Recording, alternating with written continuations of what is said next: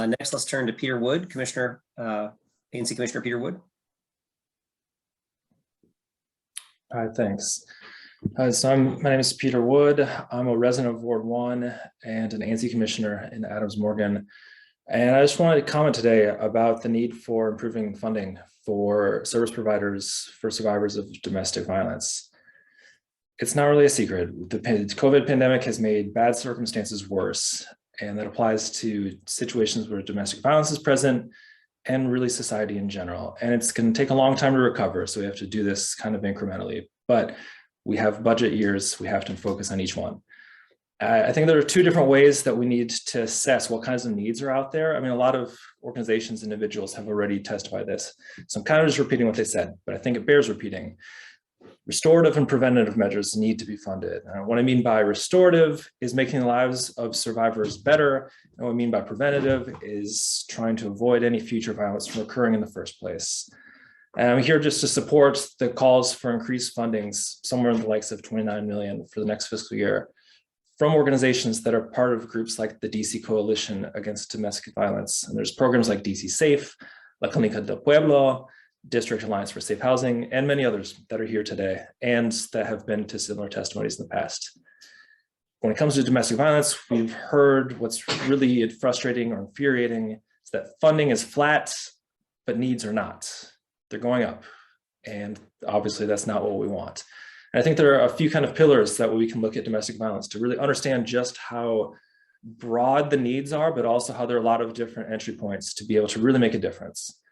Domestic violence is a housing issue. I think that the pandemic has made that really clear, and it was true beforehand as well, that if you're trying to escape a very violent situation at home, you need a safe place to stay, temporarily and also permanently. We need to fund that. We've done some, but it's just not sufficient. Domestic violence is a labor issue. Similarly, if you're getting out of harm's way, you need to be able to buy things like food. You need to be able to pay for healthcare.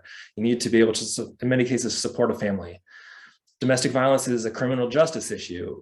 We talk about violence, and rightfully so, in terms of things that are visible, like homicide with a firearm, especially when it's something done on public streets. But a lot of violence happens behind closed doors. We don't necessarily know that it's going on, and a lot of times it takes people with the courage that we've even heard today to come forward and publicly share their stories, but it shouldn't come to that. Domestic violence is a public health issue. Physically, obviously, people get very hurt, but also mentally, there's such a toll that has ramifications beyond just the survivor, but really anyone who comes into contact with them. I'd be willing to say everyone here in some way has been affected by the mental health ramifications that have come from domestic violence just within the district. It affects everyone. And domestic violence is an education issue. We can fund it so that people that are service providers or the first points of contact for people who are going through abusive situations to be more aware, to be better trained, to be able to assess things in a way that won't hurt people further, because that does happen. But I think more broadly, it's an education issue in the sense that we need our society and our city to just be more understanding and compassionate about what violence is and how to prevent it. And I say this particularly as a man. We have a lot of burden of work to carry on our shoulders. The burden is ours to carry. There are very few truisms in research when it comes to demographics, but one of them is that violent behavior overwhelmingly in almost all situations is done by men. It's not something I like to say, but it's a reality and we can change that. Not to say that we'll more equitably distribute who's doing it, by the way, but just to reduce violence in general and to make it so that the system that creates that dynamic in place is dismantled.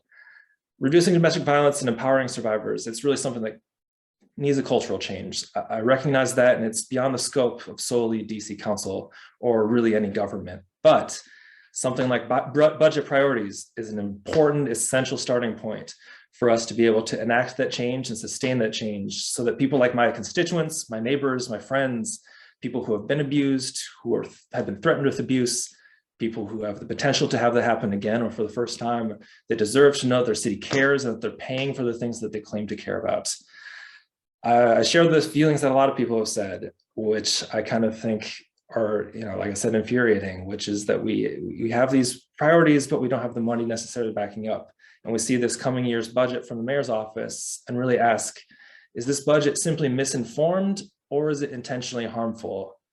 I want neither. And I'm excited to see council agree with me and do the same. Thank you so much for your time today, and looking forward to not having to say this again in the future. Thanks. Appreciate it, Commissioner.